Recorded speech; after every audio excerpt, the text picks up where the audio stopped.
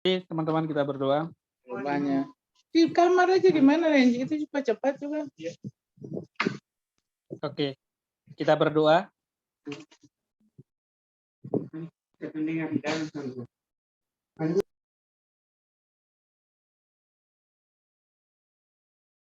Di mute Pak, di mute itu nggak kedengaran suaranya. Oh sorry Pak. Oke, kita berdoa. Bapa di surga, kami kembali Tuhan, naikkan syukur kami kepadamu atas cinta kasih dan pertolongan Tuhan yang begitu besar kami rasakan, sehingga kesempatan yang Tuhan berikan di malam hari ini, sehingga kami boleh berkumpul bersama untuk memulai kegiatan kelas kami melalui Zoom. Biarlah Tuhan menolong dan berkati bagi kami semua yang bergabung, bahkan pemateri juga yang menyampaikan, biarlah Tuhan memberikan hikmat, sehingga setiap materi yang disampaikan bagi kami semua yang mendengar, boleh kami mengerti dan memahami, boleh kami melaksanakan demi mengembangkan pelayanan kami masing-masing. Terima kasih Bapa, kami serahkan waktu ini dari awal, pertengahan, hingga boleh berakhirnya dengan baik. Di dalam nama Yesus kami telah berdoa. Amin. Amin. Ya, makasih Pak Marcelinus. Nah, saudara-saudara, malam hari ini materi kita adalah melayani generasi milenial. Nah, apakah itu yang dimaksud generasi milenial? Apakah saya dan saudara termasuk di dalamnya, saudara-saudara ya? Nah, yang mengajar malam ini adalah Ibu Gracia Frena, sarjana psikologi lulusan UPH Surabaya tahun 2016 dan sekarang sebagai caregiver dan konsultan Pondok Pemulihan Anak Bangsa Surabaya dan konselor sekolah, saudara-saudara. Nah, itu perkenalan singkat, sudah bersuami, punya 2 anak masih kecil-kecil. Ya, satu gereja dengan kami di GBI Graha Family. Nah, untuk mempersingkat waktu, saya serahkan selanjutnya kepada Ibu Gracia Frena. Ya, selamat malam Bapak Ibu. Apakah suara saya cukup terdengar jelas ya? Cukup jelas. Ya, baik. Terima kasih. Saya permisi untuk join pakai 2 device ya, soalnya takutnya nanti pas share screen agak error laptop saya. Nah, terima kasih untuk kesempatannya yang diberikan Pak Tim. Malam hari ini saya bersyukur bisa berkumpul juga dengan Bapak Ibu semua, dan ada beberapa juga teman-teman dari alumni Dulos.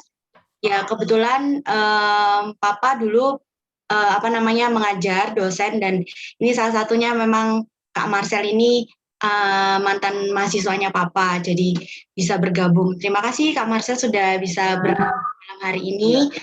Baik Kak. Baik Bapak Ibu, malam hari ini seperti yang tadi Pak Tim sudah sampaikan, saya ingin berbagi ya, jadi bukan mau menggurui atau tapi saya lebih kepada sharing, berbagi pengalaman seperti itu Bapak Ibu. Karena saya melihat tantangan yang ada di depan ini secara khusus kan seperti mungkin yang Bapak Ibu pernah dengar, negara kita Indonesia nanti beberapa tahun ke depan itu akan mendapatkan, bahkan mulai dari sekarang sudah mulai dapat yang istilahnya bonus demografi. Nah, dari situ saya rindu untuk bisa berbagi tentang generasi milenials. Kemudian malam hari ini juga kalau misalnya masih ada waktu, saya langsung juga ingin membahas tentang generasi Z, Bapak Ibu. Jadi secara satu kesatuan generasi ini. Nah, malam hari ini saya permisi untuk share screen materi kita malam hari ini. Tadi saya dapat video Bapak Ibu dari Pak Tim ya. Nanti kita akan lihat bersama-sama. Mungkin Bapak Ibu ada yang sempat berpikir atau ada yang mungkin pernah mendengar tentang istilah dari generasi millennials ya. Nah, coba kita akan saksikan bersama-sama video berikut ini. Permisi saya izin share screen. Apakah sudah terlihat ya Bapak Ibu ya? Iya, baik. Oke, baik.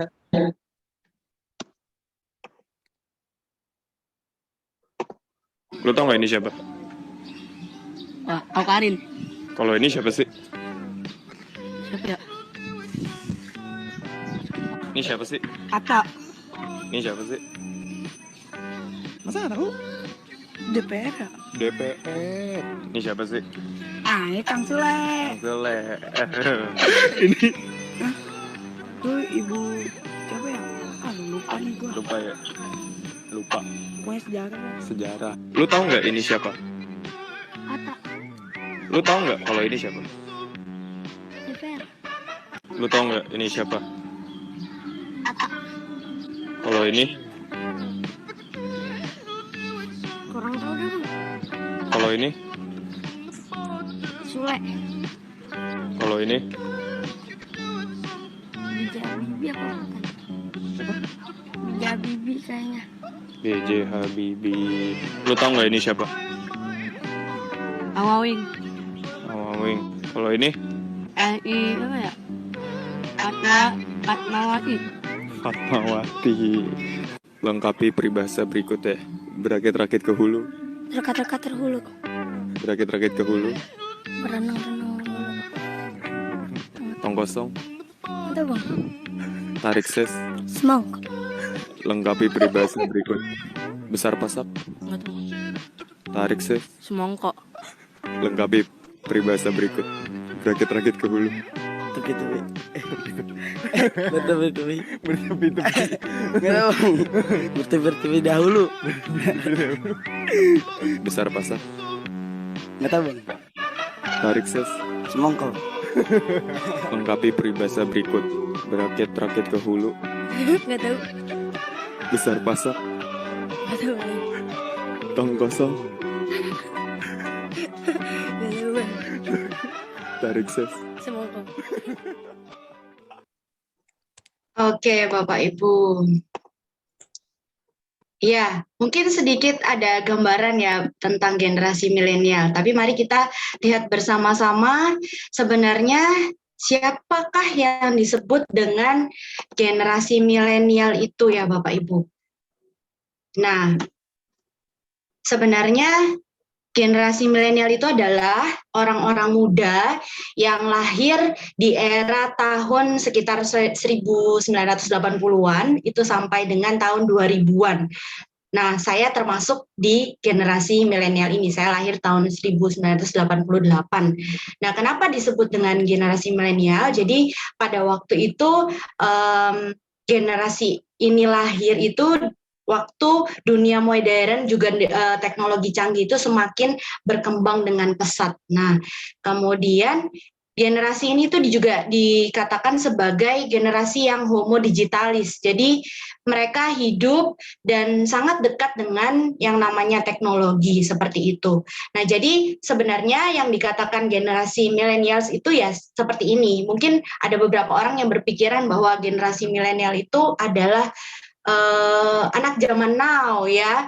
Nah, itu juga bisa termasuk Bapak Ibu. Karena memang anak zaman now itu sangat dekat dengan teknologi seperti itu.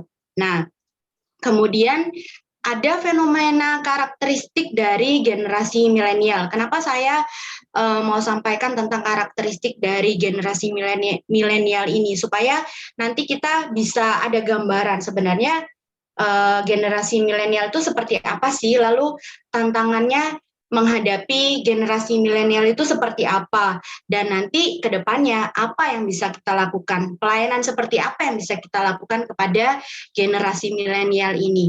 Nah, ini adalah fenomena dari karakteristik generasi milenial. Tentu ada kelebihannya dan ada kelemahannya. Nah, kelebihannya kita bisa pakai sebagai kekuatan untuk bisa terus semakin dikembangkan. Sedangkan kelemahannya tentu sebagai bahan refleksi untuk bisa berubah jadi lebih baik lagi seperti itu. Kemudian secara spesifik karakteristik dari generasi milenial itu sendiri yang pertama adalah no gadget, no life. Nah, mungkin Bapak Ibu pernah mendengar ya, kalau kita kehilangan dompet, kalau anak-anak atau orang-orang yang termasuk dalam generasi milenial, termasuk saya, ya kehilangan dompet, is okay lah, enggak apa-apa, masih bisa bayar pakai HP online seperti itu. Tapi kalau kehilangan HP atau kehilangan gadget, wah rasanya seperti dunia ini mau runtuh kayaknya.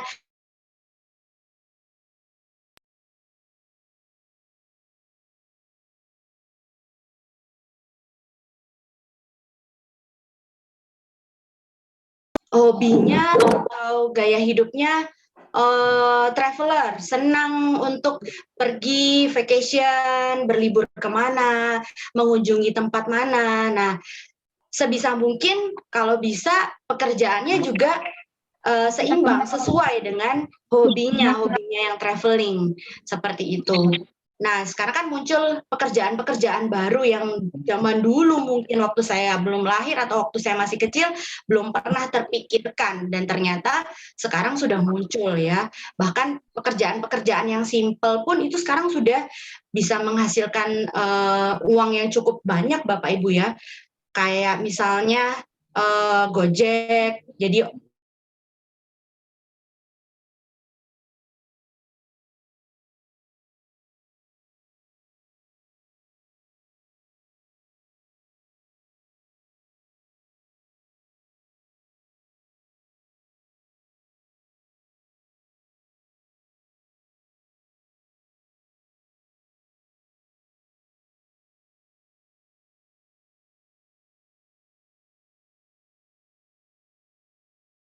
kemudian karakteristiknya juga adalah kritis terhadap fenomena sosial.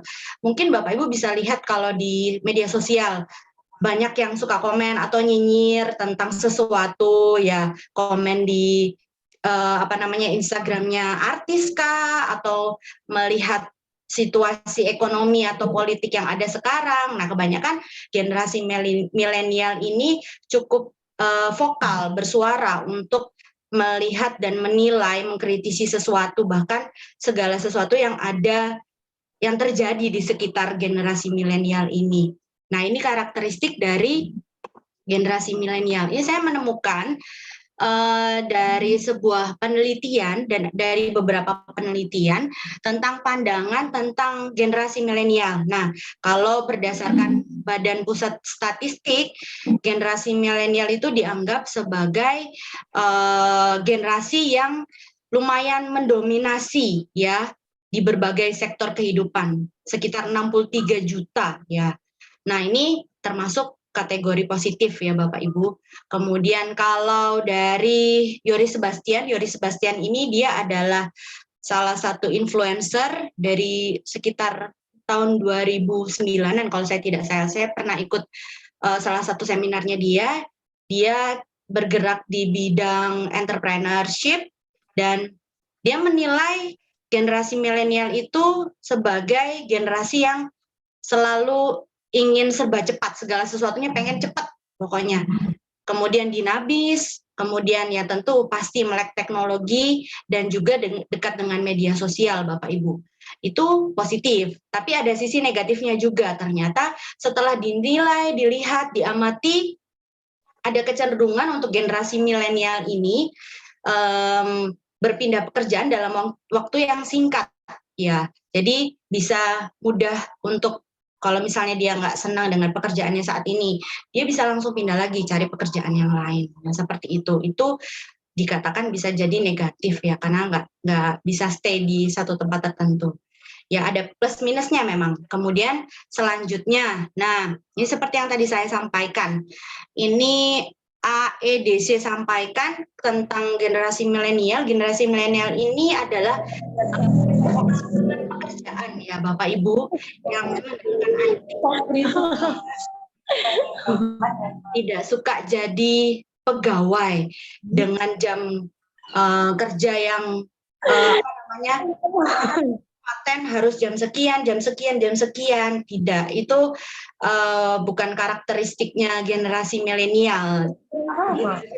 Milenial ini cenderung seperti yang saya sampaikan tadi, tidak mau terikat ya, jadi tidak mau sesuatu yang mengekang, suka kebebasan, cenderung seperti itu. Contoh nanti, dari generasi yang milenial ini juga muncul pelayanan yang saya sampaikan tadi, ojek online dan startup lain ya, begitu Bapak Ibu. Kemudian, ini lifestyle, traveling, kuliner, fotografi dengan pola on demand, itu yang mereka suka, biasanya cenderung mereka pilih. Oh ya, permisi. Ini maaf, punya Ivana Maya. Tolong di-mute ya. Ya, terima Oke, kasih. terima kasih. Saya lanjutkan. Nah, kemudian menurut Bunli ini adalah salah seorang saintis seperti itu. Dia melakukan penelitian. Nah, penelitian yang dilakukan di kalangan di generasi milenial ini ternyata dia melihat bahwa generasi milenial yang dekat dengan teknologi itu ternyata ada dampaknya. Ketika ada kebergantungan antara generasi milenial dengan teknologi maupun kemajuan informasi, ada dampak negatifnya seperti misalnya gangguan depresi, kemudian gangguan kesehatan mental, sampai akhirnya bisa sampai ke gangguan kecemasan, dan tentu ketika mereka sudah mengalami itu, mereka membutuhkan dari intervensi dari psikolog atau psikiater seperti itu. Kemudian dilihat juga ternyata ada hubungan yang bertolak belakang. Justru semakin kita dekat dengan gadget, media sosial, ternyata hubungan sosial kita yang real itu semakin jauh. Nah, seperti itu. Nah, ini dari Jean Mary Tulung dan Bartolomeu Samho ini adalah penulis buku, beberapa buku psikologi juga, ada buku teologi juga, dan mereka ini melihat dari sisi agamanya. Ternyata orang-orang atau orang-orang muda yang masuk di generasi milenial ini, ternyata mereka ini tidak terlalu mau terpaku pada agama dalam pengertian mereka tergabung dalam suatu organisasi keagamaan tertentu. Tapi di sisi lain mereka juga ada yang memang sangat penggiat pelayanan di gereja dan lain sebagainya. Tapi di sisi lain ada juga yang skeptis, bahkan ada yang sampai mereka tidak percaya adanya Tuhan, ateis seperti itu. Nah, kemudian yang terakhir ada juga yang melihat bahwa generasi milenial ini generasi yang karena mereka hidup di lingkungan, di dunia yang serba instan, serba teknologi, gadget, maka ada kecenderungan untuk mendewakan dalam tanda kutip media sosial, kemudian internet ya. Karena mereka merasa segala sesuatu mereka bisa tahu dari internet. Bahkan ketika mereka ingin mengetahui, cari tahu misalnya tentang satu pandangan tertentu, termasuk tentang kehidupan kerohanian mereka, pengetahuan mereka tentang firman, pengetahuan mereka tentang pencipta, mereka bisa langsung Google, langsung search, siapa sih Tuhan Yesus? Muncullah namanya di internet ya Bapak Ibu ya. Ketika kita search sesuatu, pasti ada yang negatif, ada yang positif. Nah, kalau yang negatif tentu akan jadi perspektif yang salah, pandangan yang salah. Nah, seperti itu. Nah, berikut ini saya coba sharekan untuk video dari yang merangkum secara umum tentang generasi milenial ya Bapak Ibu. Saya akan isi share videonya.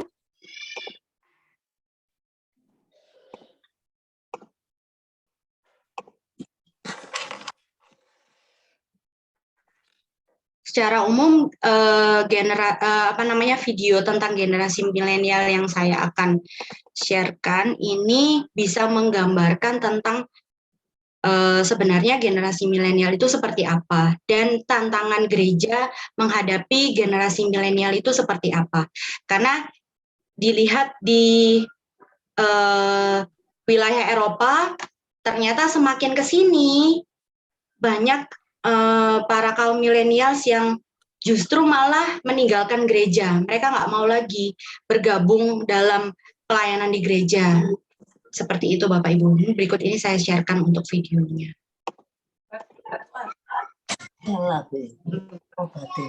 Obatnya sama. Loh, bukan ratu ya, rea ibu. Iya, buan terus. Tapi yo, ojo sembarangan nulari kita ya. As the millennial generation grows into adulthood and begins making decisions on their own, many parents and church workers are left to wonder, what can we do to reach this new generation?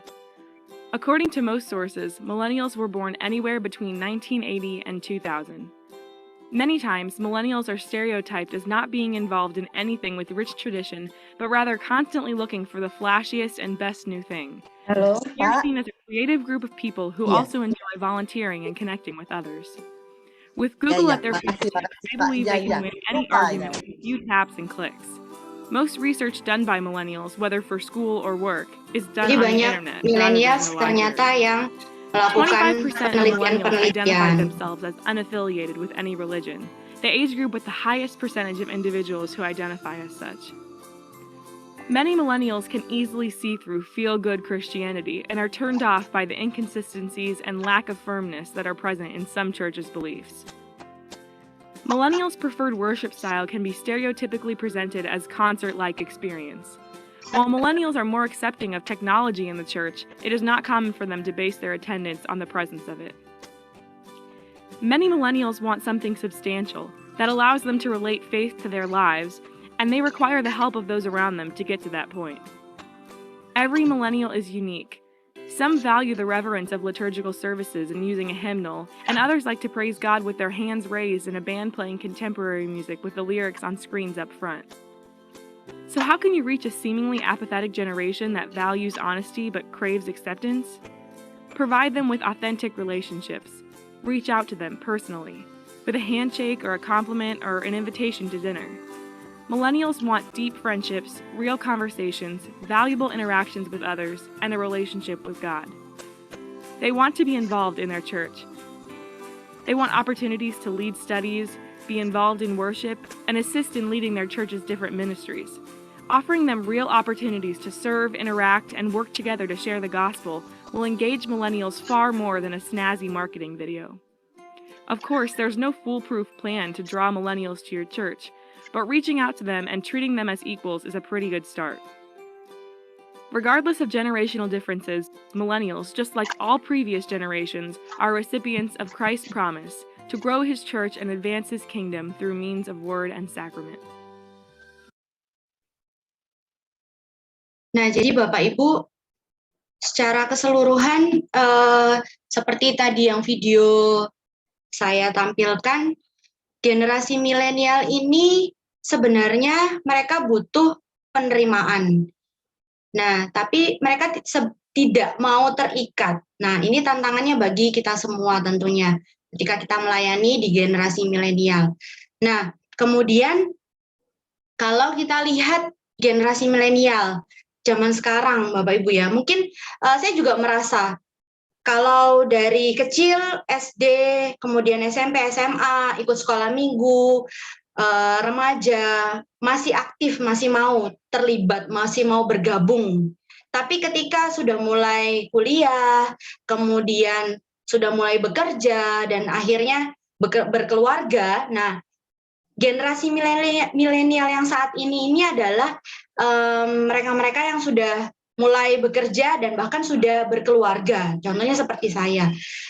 Dan kebanyakan ketika sudah bekerja karena ada kesibukan masing-masing, ada tuntutan yang harus dilakukan dalam pekerjaan ataupun dalam keluarga, sehingga itu yang membuat terkadang para kaum generasi milenial ini karena merasa sudah sibuk dengan berbagai rutinitas kesehariannya, akhirnya kalau mau terlibat lebih lagi untuk pelayanan di gereja, mereka cenderung lebih ke, oh nanti aja, oh saya masih ada kesibukan yang lain, oh saya masih ini dan lain sebagainya. Itu memang tantangannya bagi kita yang melayani para kaum millennials. Nah, seperti itu Bapak Ibu. Nah, kemudian kalau dilihat juga generasi milenial ini adalah generasi yang sebenarnya suka dengan komunitas sosial. Contohnya ya zaman sekarang banyak, apalagi sebelum pandemi, mama-mama muda ya, mamut-mamut itu biasanya, yang anak-anaknya adalah anak-anak generasi alfa sekarang. Saya melayani di sekolah dan para kaum milenials ini adalah mama-mama dari murid saya. Kebanyakan mereka kalau tergabung dalam kayak misalnya komunitas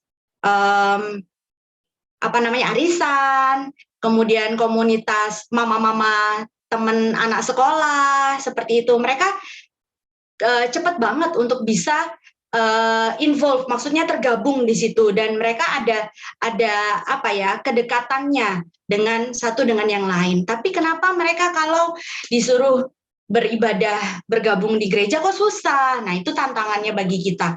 Tapi saya memikirkan bahwa sebenarnya kita bisa untuk melakukan pendekatan kepada generasi milenial ini. Bagaimana caranya? Nah, nanti di akhir saya akan sampaikan beberapa poin tentang bagaimana pendekatannya kepada generasi milenial. Nah, sebelumnya saya juga mau lanjut tentang generasi Z, Bapak Ibu ya.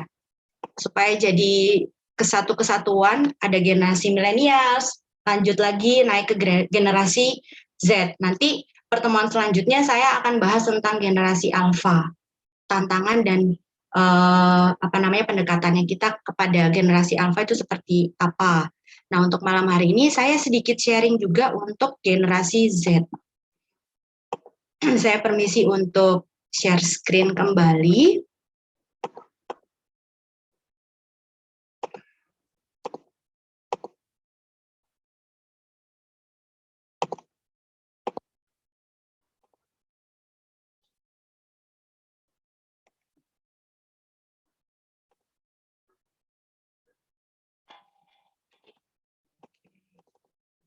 Sebentar ya Bapak Ibu.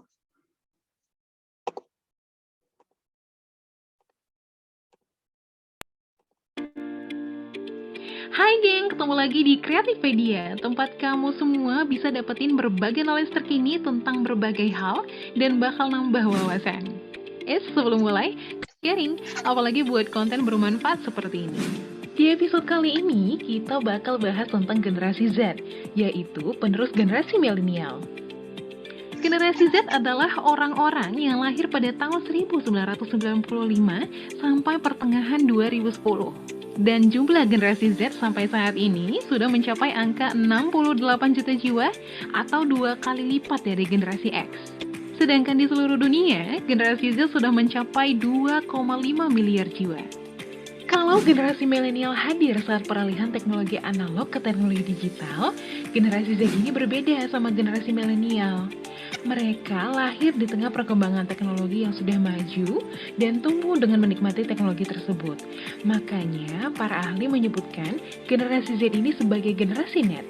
Karena perbedaan ini, generasi Z lebih unggul dan serba bisa dalam teknologi. Selain itu, generasi Z jauh lebih cakap dan awas terhadap sisi negatif teknologi. Sementara milenial rawan terkena efek negatif teknologi seperti hoax karena tumbuh di zaman transisi teknologi. Menurut pakar psikolog yang mendalami perkembangan generasi, Zin Tuengi menyebutkan kalau generasi Z ini nggak bisa disamakan dengan generasi milenial. Kok begitu sih? Karena generasi Z punya karakteristik yang berbeda, geng. Nah, seperti apa sih karakteristik generasi Z ini? Pertama adalah digital native. Generasi Z lahir dalam situasi perkembangan teknologi dan tumbuh dengan dunia digital. Jadi, sedari kecil sudah terkoneksi secara digital. Yang kedua, generasi Z ini ambisius untuk mencapai kesuksesan. Sebab, mereka tahu apa yang dimau. Tumbuh dalam dunia digital memudahkan generasi Z untuk mengakses berbagai informasi, termasuk tentang karir dan hidup. Ketiga adalah serba instan. Generasi Z jauh lebih instan daripada generasi milenial. Jadi, generasi ini biasanya cenderung untuk mengesampingkan proses. Dan yang keempat adalah generasi berjiwa bebas. Tumbuh dalam keadaan bebas berpendapat melalui berbagai media bakal menyulitkan mereka untuk berada dalam dunia otoriter. Kelima, generasi Z ini adalah generasi yang positif. Menurut Zin Tuengi, generasi Z ini jauh lebih sehat ketimbang generasi milenial. Generasi Z cenderung lebih optimis dan percaya diri. Terakhir, generasi Z adalah generasi yang kritis dalam berbagai hal. Bahkan saking kritisnya, generasi Z nggak gampang kena hoax. Mereka terbiasa dengan berbagai informasi cepat dan tahu bagaimana memilih informasi yang benar. Beda banget sama generasi milenial yang lebih gampang tersulut emosinya oleh berita hoax. Walaupun begitu, bukan berarti generasi Z lebih baik daripada generasi milenial. Setiap generasi di zamannya punya kelebihan masing-masing ya, geng. Makanya, penting banget buat generasi milenial untuk selalu positif dalam menanggapi berbagai hal di sosial media. Seperti Creative ID, dengan konten-kontennya bakal selalu kasih positivity. Oke, Bapak Ibu, ini sekilas tentang generasi Z. Ada perbedaan antara generasi Z dan generasi milenial. Tadi yang dalam video tersebut disampaikan kalau generasi milenial cenderung lebih mudah termakan oleh hoax ya. Jadi karena mereka hidup di zaman internet mulai berkembang dan cenderung untuk menerima informasi yang sangat banyak. Dan ketika mendapatkan informasi tersebut dianggap itu adalah sumber informasi yang mutlak benar.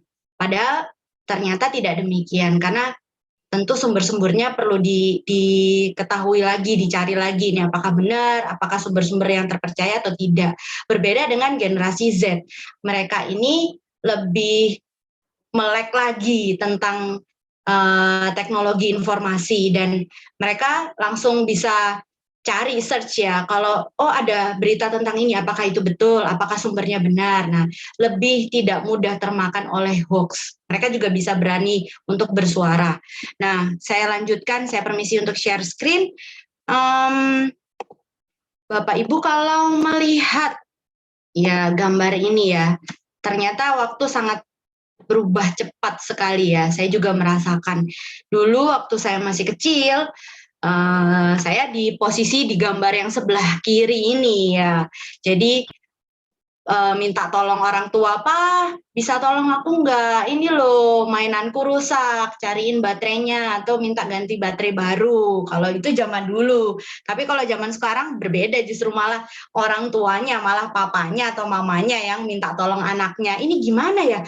Ini kok bisa ya zoom-nya ini gini? Gimana caranya zoom-nya dinyalain? Gimana caranya laptopnya dinyalain?" Nah, kalau di gambar ini ayahnya bertanya sama anak lelakinya, "Gimana caranya buat connect ya? Ini kok laptopnya papa sama tabletnya nggak bisa connect." Nah, ternyata waktu sangat berubah cepat sekali. Nah, itu yang mungkin kita rasakan. Saya sendiri merasakan sekali. Kalau dulu papa mama saya baru pertama kali belajar laptop, gadget, ya kadang kita yang generasi milenial yang masih muda-muda ini, aduh kok nggak ngerti sih, kok nggak tahu sih ya. Itu yang namanya ada gap antara generasi milenial, generasi Z dengan generasi yang sebelum-sebelumnya, baby boomers, dan lain-lain. Nah, tapi sebenarnya semua generasi itu saling melengkapi kok satu sama lain. Ya, nah kita belajar bersama-sama. Saya lanjutkan untuk share screen kembali. Sebenarnya apa sih bedanya zaman dulu dan zaman sekarang, Bapak Ibu ya? Mungkin kalau dari segi media teknologi itu sangat terasa sekali ya, tapi banyak hal tentu yang berubah. Zaman dulu beda dengan zaman yang sekarang. Nah, mungkin Bapak Ibu masih ada yang merasakan zaman-zaman ini ya, main ini ya. Saya juga waktu masih kecil masih merasakan ini, tapi waktu anak saya sudah tidak lagi bermain. Mereka lebih cenderung ke gadget. Nah, itu tantangannya juga. Kemudian ini main layangan. Mungkin kita masih sempat ya bermain layangan. Adik saya juga dulu zamannya main layangan sampai karena kejar layangan kakinya luka karena nginjak botol yang pecah seperti itu. Kemudian ini main ketapel ya, lalu main kelereng. Ini saya sempat kena di zaman ini, jadi sempat merasakan permainan kelereng ini waktu masih kecil. Kemudian ini main loncat tali ya. Ini generasi milenial mungkin masih sempat mengikuti ya, sempat ikut main ya, tapi nggak tahu ya kalau generasi Z sekarang sudah jarang sepertinya, apalagi kalau kondisi pandemi seperti sekarang sudah sangat susah. Kemudian ini ya, permainan-permainan zaman dulu. Nah, sekarang berbeda, bermainnya adalah seperti ini, main yang lebih real. Jadi mereka pakai alat ini seolah-olah mereka ada di dalam dunia gamenya langsung. Kalau zaman dulu kan kita masih lihat dari gadget atau dari laptop, dari komputer. Tapi kalau sekarang mereka memang terasa seperti mereka berada di dunia gamenya itu, jadi seperti lebih real begitu. Nah, ini kecanggihan teknologi. Zaman dulu tentu pasti orang tua merasa lebih mudah untuk menguasai anak-anak. Ya taruh aja di kamar, kasih mainan sama mereka, mereka akan bermain. Tapi kalau zaman sekarang, anak-anak generasi Z, kemudian generasi Alpha, ditaruh di dalam kamar, kelihatannya mereka main-mainan yang lain. Tapi kalau dikasih gadget, wah sudah lebih dari itu, mereka bisa menjelajah banyak hal. Nah ini contohnya, ini yang zaman dulu. Sekolah 8 jam, les 2 jam, ya. Sampai rumah, mau main HP, dimarahin sama mama. Dibilang, main HP mulu, main HP terus, bukannya belajar. Ya. Kemudian, nah ini timeline generasi. Jadi, Bapak Ibu mungkin bisa melihat saya ini berada di generasi yang mana ya, yang maturis atau baby boomers, yang 1945 sampai 1960, atau generasi X, atau generasi Y, atau mungkin generasi Z. Nah, baby boomer, generasi X, generasi Y, generasi Z. Kemudian, nah ini yang usianya 70 tahun ke atas itu adalah dikatakan generasi pembangun ya. Jadi zaman dulu, zaman dahulu kala.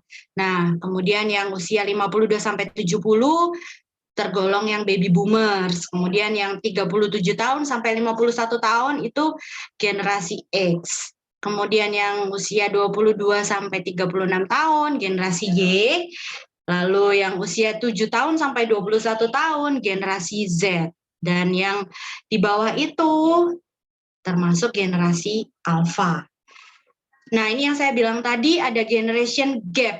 Ada seperti jurang pemisah, ada perbedaan antara generasi yang dulu, ya, baby boomers, generasi X juga, dengan generasi yang saat ini, generasi Y, generasi Z, apalagi yang generasi Alpha.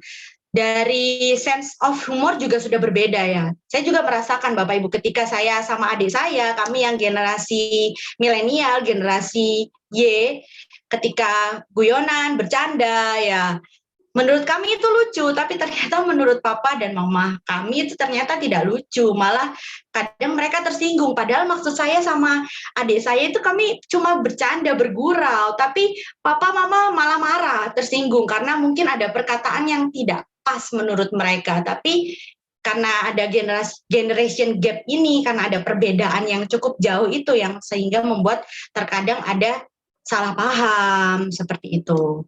Nah, ini untuk yang generasi X. Mulai muncul ketika bekerja sudah ada portofolionya. Jadi dulu bekerja di mana, kemudian skillnya apa, dan sekarang kan memang banyak pakai portofolio juga. Kemudian generasi X ini lebih cenderung lebih setia ya, lebih loyal dalam satu profesi tertentu. Kemudian kalau generasi Y, nah mulai muncul yang namanya digital entrepreneurs, yang ojek online dan lain-lain. Kemudian generasi Y ini juga sebenarnya mereka senang untuk bergabung dalam sebuah organisasi tertentu, tapi tidak mau terikat dalam organisasi tersebut. Kemudian generasi Z, nah ini multitasking, mereka bisa melakukan banyak hal, banyak kegiatan, banyak pekerjaan dalam satu waktu yang bersamaan. Contohnya, misalnya sambil mereka jalan-jalan, sambil mereka juga bekerja. Bekerjanya adalah apa? Just tip tadi itu yang saya bilang, jasa titip. Misalnya kita lagi pergi ke suatu wilayah tertentu, terus di situ ada sesuatu tuh yang bisa dibawa buat jadi oleh-oleh. Oh ya, siapa yang mau mau ikut just tip? Nah, muncullah karir multitasker tadi, sambil jalan-jalan, sambil melakukan yang lain, sambil juga bisa bekerja seperti itu. Kemudian, nah ini sebenarnya memang tidak bijak kalau kita membandingkan zaman. Oh, zaman papa dulu gini, hebat, bagus. Zaman kalian, aduh, ya kayak gitulah ya, sudah enggak mau. Nah, tapi sebenarnya dari zaman ke zaman itu saling melengkapi satu sama lain. Pasti ada kelebihan, ada kelemahannya masing-masing tentunya. Nah, sekarang untuk generasi Z, karakteristiknya mereka cenderung bisa jadi agen perubahan. Ya, saya sempat punya pengalaman bekerja dengan generasi Z. Jadi di sekolah saya sesama guru BK dan ada salah satu guru BK baru. Nah, dia ini generasi Z. Nah, dia cukup sukses untuk bisa membawa sebuah hal yang baru bagi kami yang sudah lama-lama ya bekerja di sekolah seperti itu. Ada ide-ide baru, inovasi-inovasi baru, dan itu satu hal yang baik, satu hal yang positif dari generasi Z. Kemudian karakteristik selanjutnya adalah mereka berorientasi pada target dan efisiensi. Nah, kalau melihat efisiensi, cenderung kalau orang-orang menanggapi generasi Z ini kadang nggak sopan atau misalnya males ya, karena mungkin, nah kita bisa lihat di sini contohnya ya, ini ada screenshot percakapan ya. Jadi dilihat di sini balasannya, ada yang terakhir adalah oke, Pak. Nah, menurut generasi Z, it's okay, enggak apa-apa. Bahasa seperti itu adalah supaya kita bisa lebih akrab, lebih dekat. Nah, tapi kalau generasi-generasi sebelumnya kan tidak seperti itu. Merasa, oh kok nggak sopan. Nah, ada generasi gap seperti itu. Kemudian, selanjutnya, nah ini ada kecenderungan untuk generasi Z ini karena maunya efisien, ya ngapain ngetik panjang-panjang lebar, ngetik capek, pegel jari, terus snapshot aja, atau langsung telepon aja, atau aku rekam audio aja, voice note aja. Nah, mereka berpikir seperti itu. Nah, tapi ternyata kalau dilihat ya efisiensi tidak berarti juga sopan, karena ada pergeseran perilaku ya, karena semakin berkembang, semakin bebas, semakin tidak mau dikekang. Nah, mereka cenderung dianggap sebagai generasi yang kadang karena maunya efisien tapi dianggap males atau misalnya kurang sopan. Nah, seperti itu. Ada generation gap. Nah, contohnya ini ya, dikirimin invoice, lalu dibales lah dengan sebuah kalimat, 2 kata ini ya. Ini apa? Hurufnya besar semua, caps lock semua. Biasanya kan kalau huruf besar semua, ini mau menekankan sesuatu. Ada sesuatu yang penting mau disampaikan. Nah, biasanya kadang orang melihatnya, loh kok caps lock semua, marah. Nah, ini. Ya, jadi terkadang ada gaya tulis, gaya bahasa tulis di percakapan media sosial yang memang kurang tepat karena bisa menimbulkan berbagai perspektif dari orang yang membaca. Nah, kadang-kadang generasi Z juga seperti itu. Kemudian, nah ini contohnya, attitude is everything. Jadi sebenarnya lepas dari semuanya itu, tentu kita semua pasti mengutamakan attitude ya Bapak Ibu ya. Jadi mau generasi apapun, attitude itu segala-galanya. Attitude itu penting ya. Jadi jangan sampai mengesampingkan attitude. Mungkin ada di antara kita yang generasi Z, ya ingat bahwa attitude is everything. Kemudian language please, texting habit. Nah, kecenderungan untuk generasi Z ini adalah karena mereka dekat dengan media sosial, jadi lebih cenderung deket-deketan tapi by WA. Atau saya punya pengalaman, ada seorang anak yang bercerita kepada saya, sharing, Miss, mamaku itu nggak mau ketemu sama aku. Loh kenapa nggak mau ketemu sama kamu? Iya Miss, kalau mau manggil aku, kalau mau ngajak makan atau apa, selalu ngechat aku di WA. Oh ternyata ketika kami lihat ternyata mamanya sampaikan, oh mamanya itu di kamar atas, dianya lagi di bawah, jadi by WA. Dan akhirnya jadi sebuah kebiasaan, dan menurut anak ini, kok mama nggak mau ngomong langsung, seperti itu. Nah, ini memang bahayanya kalau misalnya ada texting habit ya Bapak Ibu, kalau untuk orang dewasa kepada anaknya. Nah, kemudian, ini ada yang dilingkarin garis merah, nunjukin ini.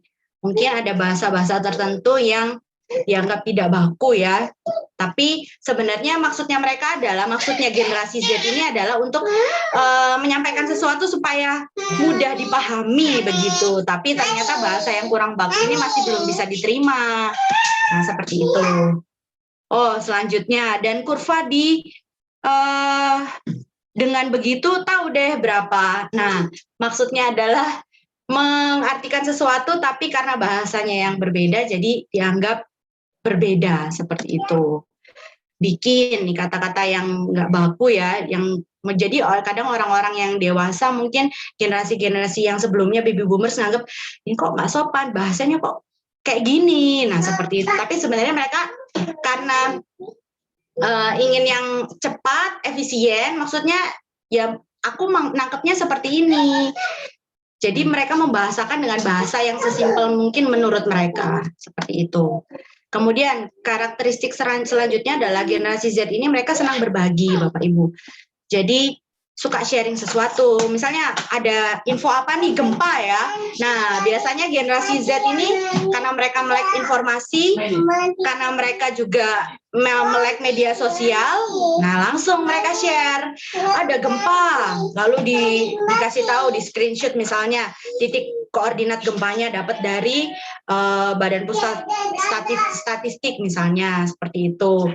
Dan dari situlah, dari generasi Z lah mulai orang tahu, oh iya ya ada gempa ternyata. Nah, biasanya generasi Z ini suka berbagi hal-hal yang mereka tahu, yang mereka dapat dari media sosial.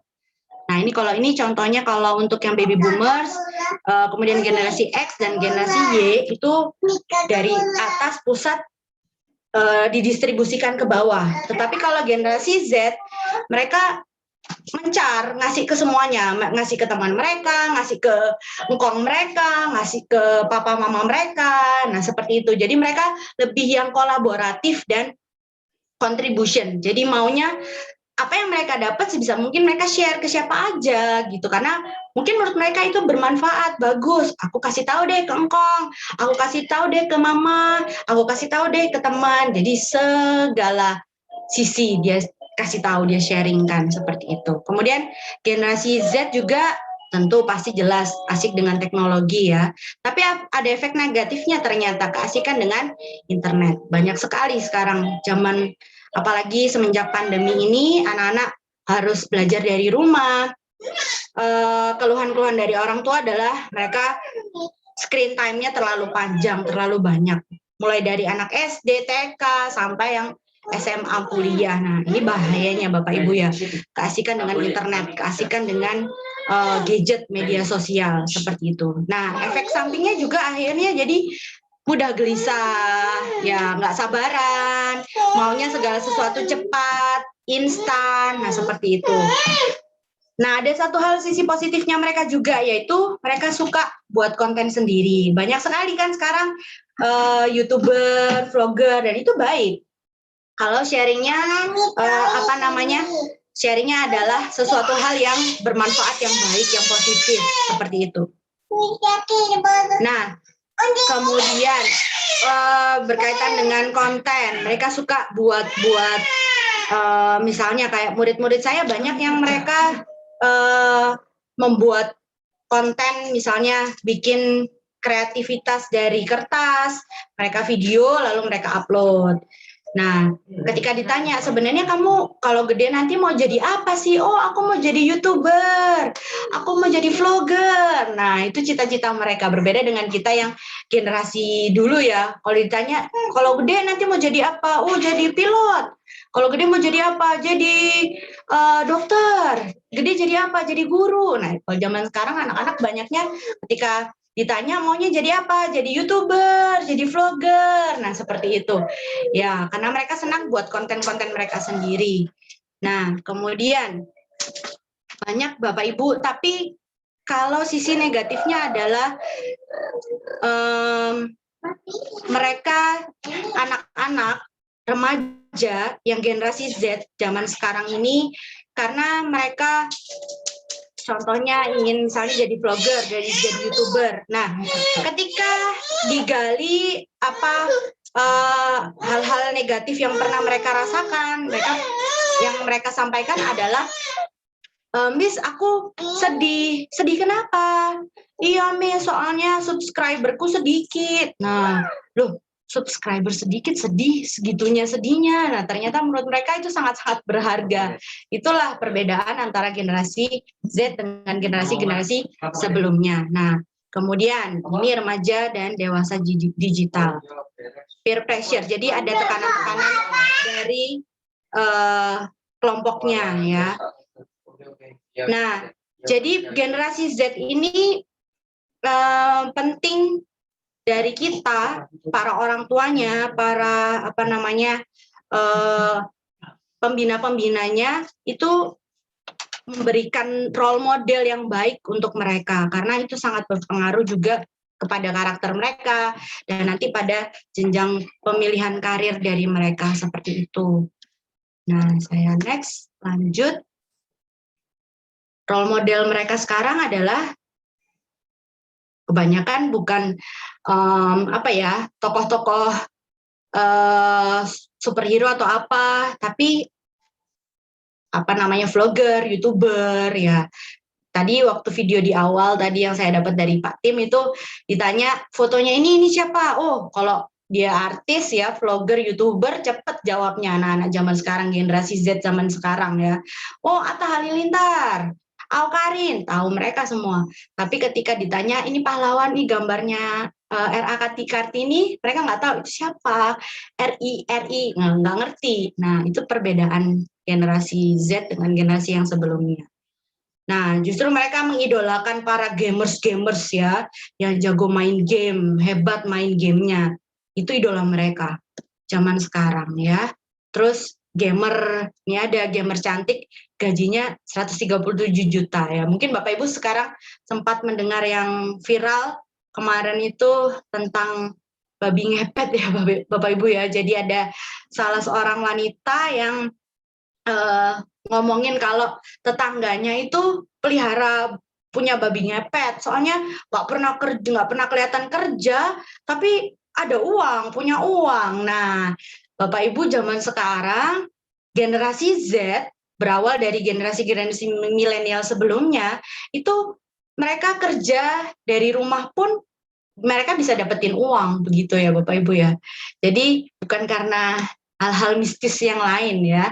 Nah, ini games lebih rentan terhadap anak laki-laki, tentu pasti, karena itu lebih menarik bagi mereka. Nah, ini YouTuber. Nah, seperti itu Bapak Ibu.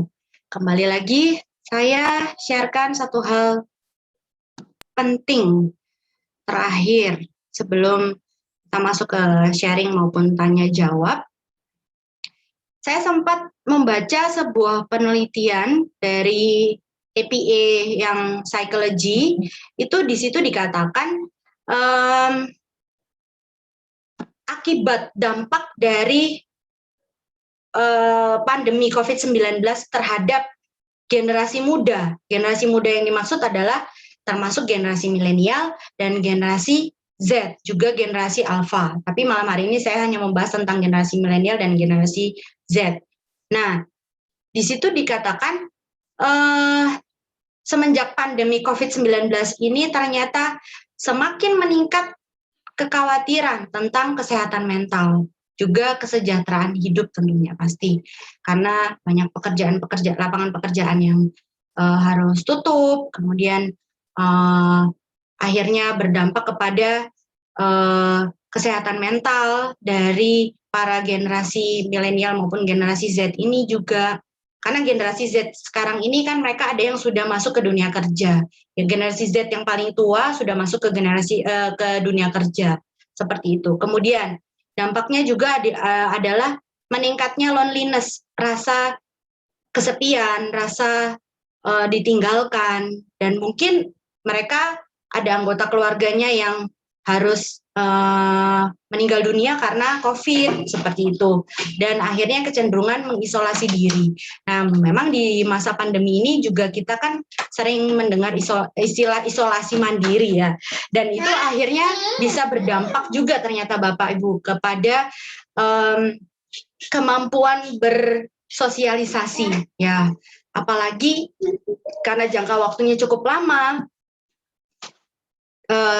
Tantangannya adalah anak-anak di generasi Z maupun yang para kaum muda di generasi milenial ada kecenderungan untuk mengisolasi diri. Karena apa? Karena muncul rasa kurang aman ketika berada di luar rumah, misalnya takut dengan pandemi atau misalnya takut ketemu orang, tidak bebas untuk melakukan aktivitas dalam sebuah komunitas sosial. Nah, ini tantangannya Bapak Ibu. Kemudian kurangnya hubungan yang bisa dipercaya ya. Nah, kemudian adanya tekanan dari sosial media. Semakin ke sini ternyata tekanan dari sosial media itu semakin bertambah meningkat ya. Kalau lihat di sosial medianya si A, oh dia habis jalan-jalan makan di sini, oh dia habis traveling ke luar negeri, ke sini. Nah, ada kecenderungan dari para generasi milenial maupun generasi Z ini untuk mereka merasa, loh, aku kok belum ya, tak coba ke sana. Jadi kan kadang ada tempat viral tertentu, tempat baru misalnya, tempat nongkrong baru ya, atau tempat wisata baru yang lagi happening, misalnya lagi viral. Nah, akhirnya jadi rame banget dikunjungin orang ya, karena itu ada kepengen, oh ya kalau belum ke situ berarti belum eksis dong, belum oke lah rasanya seperti itu. Nah, ini salah satu tantangannya juga karena bisa bahaya juga. Kemudian meningkatnya tekanan dari sosial media, meningkatnya resiko kejahatan seksual. Nah, ini sangat berbahaya sekali ya Bapak Ibu. Mungkin Bapak Ibu punya anak atau misalnya punya anggota keluarga atau punya teman yang di generasi Z maupun generasi milenial ini, memang salah satu tantangannya juga adalah mereka punya citra diri yang rendah. Nah, ini tantangannya. Kemudian eksistensi diri, merasa ingin dirinya dianggap kalau bisa datang ke sebuah tempat yang lagi viral, lalu diposting di sosial media. Nah, berarti merasa, oh berarti sudah eksis nih. Nah, ini tantangannya untuk generasi milenial dan generasi Z. Dan kalau generasi milenial sendiri, mungkin tantangannya adalah kesibukan ya. Karena banyak aktivitas, atau mungkin yang sudah berkeluarga, punya anak, ada urusan keluarga, sehingga untuk mungkin bahkan mau renungan aja, mau baca Alkitab, mau ibadah, itu susah bagi mereka karena mereka menganggap hal-hal yang lain itu lebih penting daripada mereka membangun hubungan yang dekat dengan Tuhan, kerohanian mereka. Kemudian self image, citra diri, ini juga bahaya Bapak Ibu ya. Jadi kalau melihat zaman sekarang, ketika ada artis ataupun tokoh berpengaruh ya, itu bisa mengganggu dalam tanda kutip citra diri dari generasi milenial maupun generasi Z, karena mereka kecenderungannya untuk mengikuti, kalau tidak tersalurkan, tidak bisa mengikuti, mereka merasa, oh saya nggak akan diterima, saya nggak akan dianggap sama komunitas sosial saya, sama teman-teman saya, apalagi teman-teman saya di media sosial. Nah, seperti itu. Jadi memang tantangan pelayanan kita untuk generasi milenials dan generasi Z ini cukup banyak Bapak Ibu, tapi satu hal yang mungkin bisa kita lakukan untuk bisa melayani para kaum millennials maupun kaum generasi Z ini ada beberapa hal. Nah, ini karakteristik yang saya pelajari ketika saya mendalami ilmu konseling ya Bapak Ibu. Jadi ketika menjadi konselor ini adalah salah satu karakteristik yang perlu untuk dimiliki oleh seorang konselor. Tapi Bapak Ibu tidak cukup tidak hanya terbatas pada para konselor saja atau hamba-hamba Tuhan saja. Bapak Ibu juga yang bukan konselor atau bukan pendeta, hamba Tuhan secara khusus begitu, Bapak Ibu juga bisa jadi konselor, jadi teman untuk orang-orang para kaum milenials ini, menolong mereka, membantu mereka. Nah, kalau secara spesifik kita mau memperkenalkan tentang Kristus kepada para kaum milenial maupun kaum generasi Z ini, saya dapat pengalaman dari salah seorang teman saya. Jadi dia ini kalau saya kan mengajar di SD. Nah, kalau dia ini berkecimpung di SMP dan SMA. Dia melayaninya di SMP dan SMA. Dan di situ dia sharing ke saya dan juga beberapa teman yang lain. Nah, kami mendengar bahwa di kalangan generasi Z ya, karena SMP dan SMA ini mereka semakin kesini itu semakin banyak anak-anak yang justru mempertanyakan Tuhan itu ada atau enggak ya? Mana buktinya? Toh perasaan hidup saya baik-baik saja, atau kalau mereka dalam keadaan dalam situasi keluarga yang broken home atau papa mama tidak utuh, tidak lengkap, mereka merasa ya hidupku ya seperti ini ya. Apa intervensinya Tuhan? Tuhan enggak ada, apalagi mau ngomong Tuhan Yesus.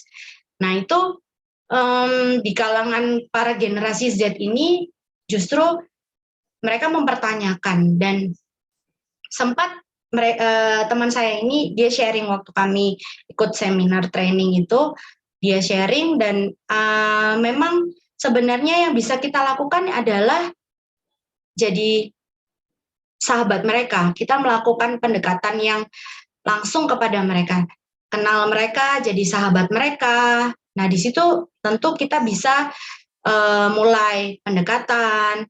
Ketika mereka ada masalah atau misalnya mereka mengalami tantangan tertentu, mereka bisa sharing sama kita. Berbeda dengan kalau kita langsung menjudge mereka.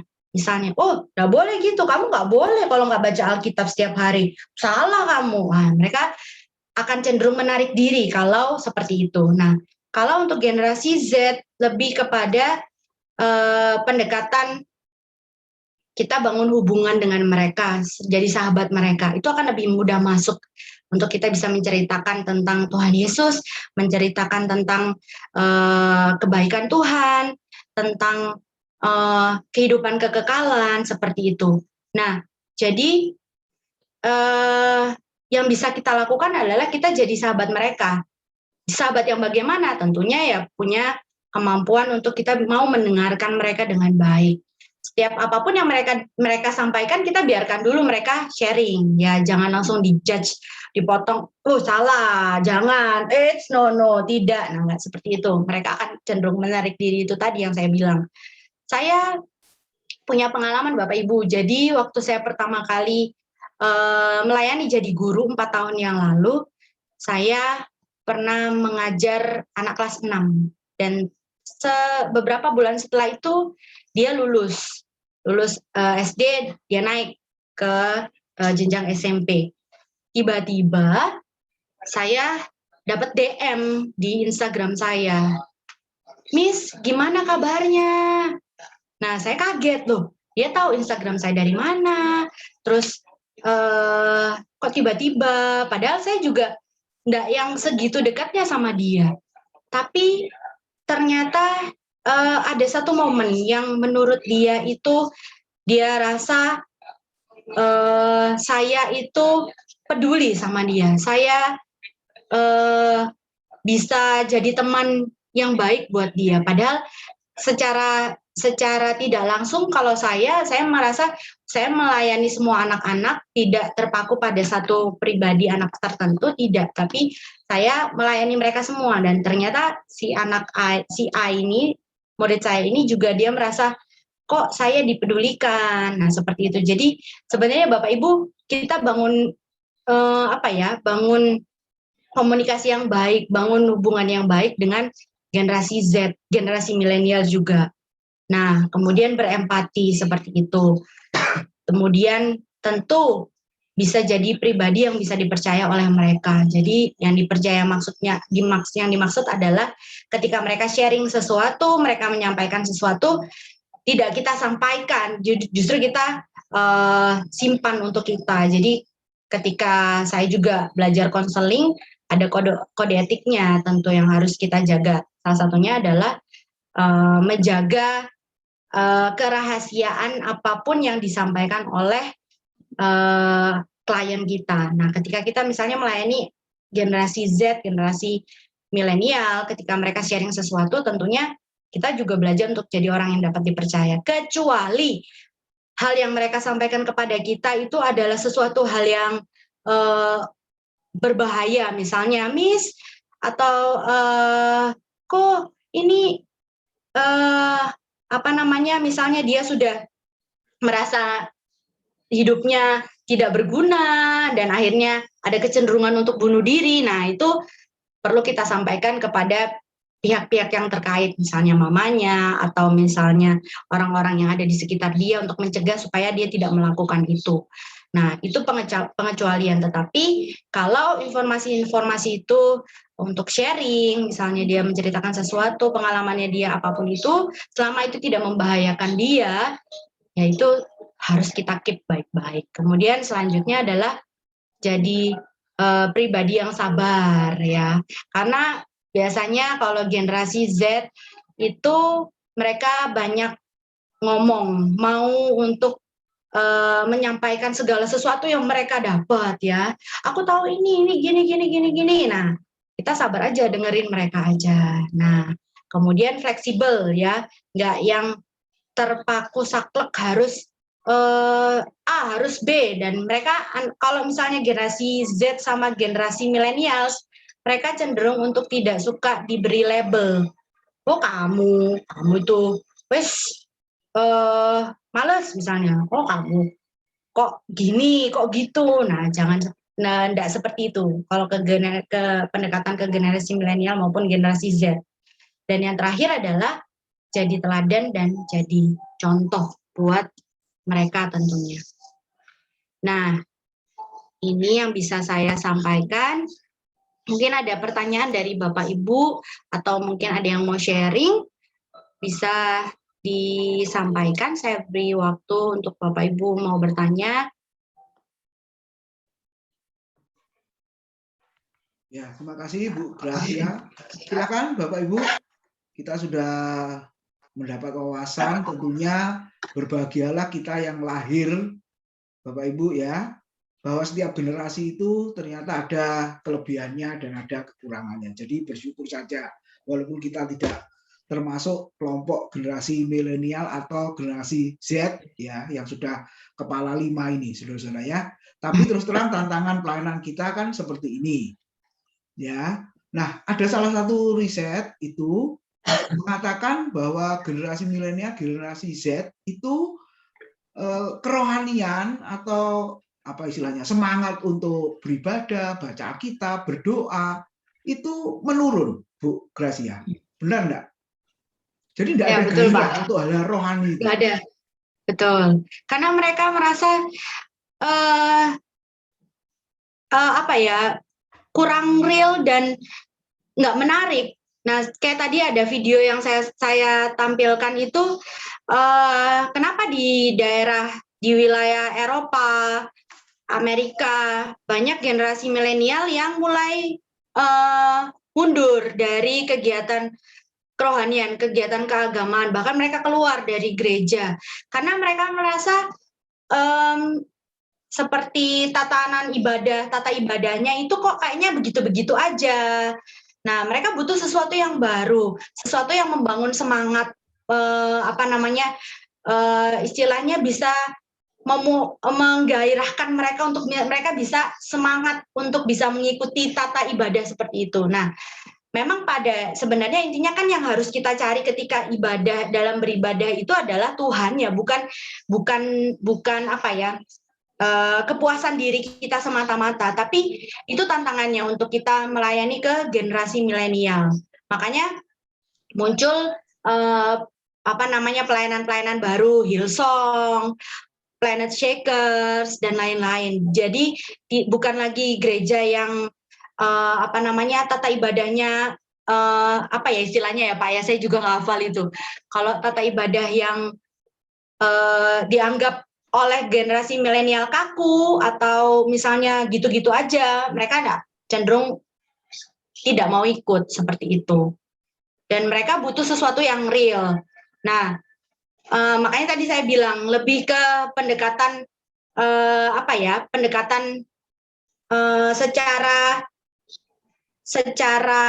istilahnya kalau kita jadi teman dekat mereka bisa sharing segala sesuatu. Aku kemarin ada masalah nih sama kerjaanku. Nah, mungkin dari situ kita bisa masuk ke dia. Oh ya, makanya kamu coba doa. Aku loh punya pengalaman. Waktu itu aku punya dapat masalah kayak gini. Terus aku doa sama Tuhan. Tuhan tolong aku. Memang nyata loh kayak gitu. Nah, seperti contohnya mungkin seperti itu yang real. Kebanyakan generasi milenial maunya yang sesuatu yang real. Ya kalau aku datang sama Tuhan bisa kasih apa ke aku? Itu kasarannya seperti itu.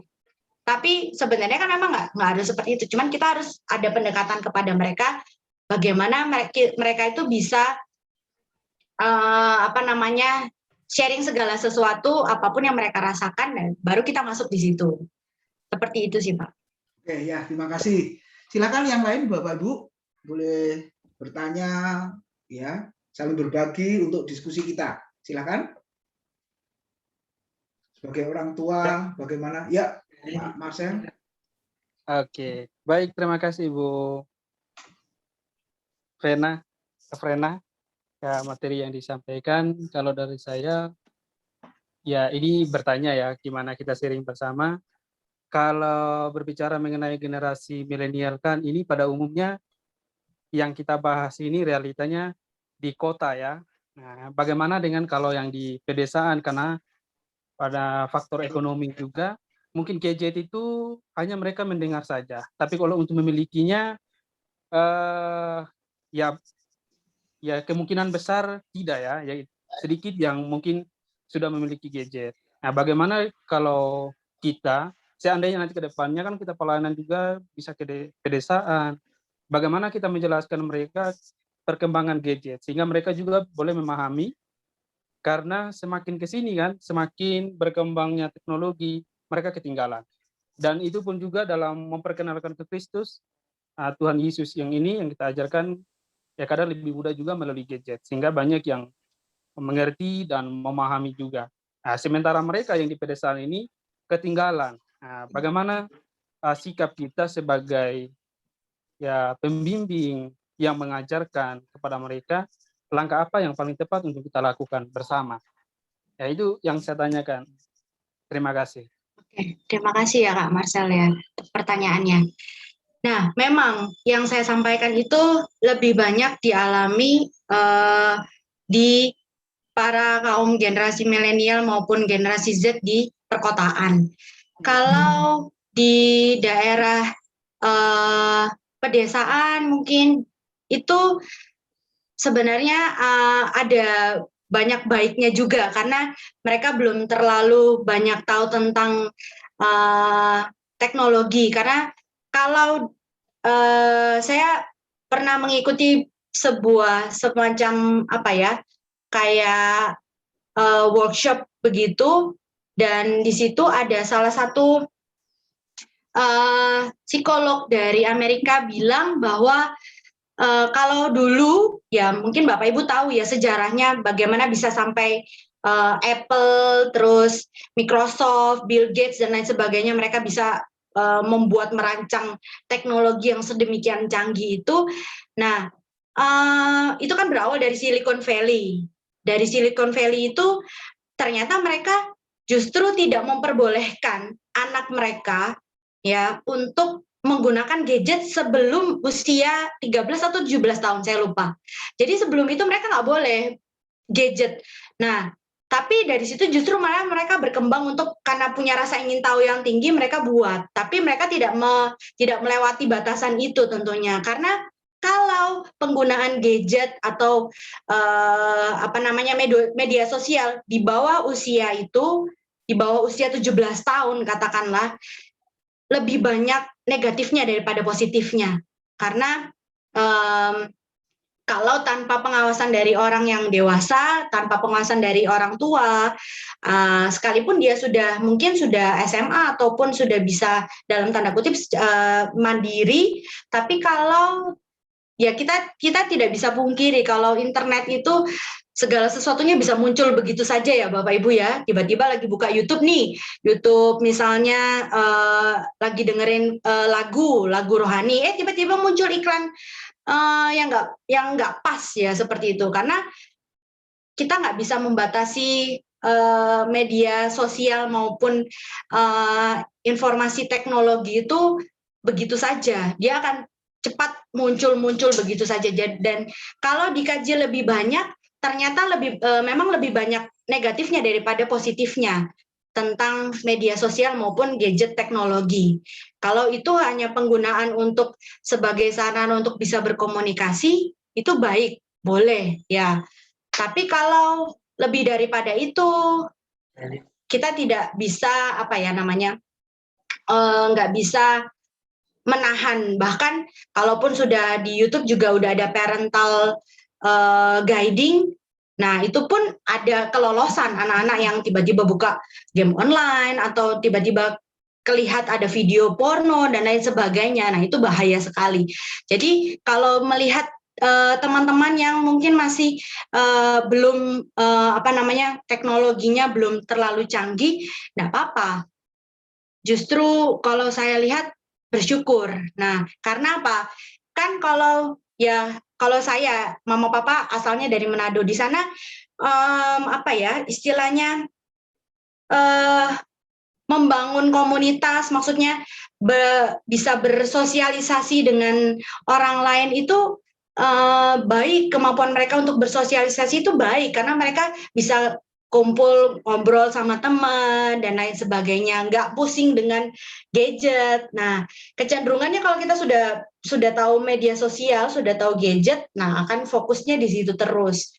Nah, itu yang bisa bahaya. Mungkin kalau misalnya Kak Marcel melayani di Kupang nanti, di NTT nanti, menggunakan media teknologi, berbasis teknologi, itu nggak apa-apa. Kalau selama mereka masih punya. Tapi kalau mereka mungkin belum punya, ya nggak apa-apa juga. Lebih baik. Jadi bisa langsung lebih mendarat gitu. Daripada kalau mereka fokusnya di gadget atau media sosial. Seperti itu sih. Karena memang kalau melihat gadget dan media sosial itu juga berbahaya sekali ya Bapak Ibu ya. Saya pun sama suami awalnya mau nyuruh anak saya, nanti kalau sudah lahir, pokoknya sudah besar, no gadget, no screen time, nggak boleh pegang HP.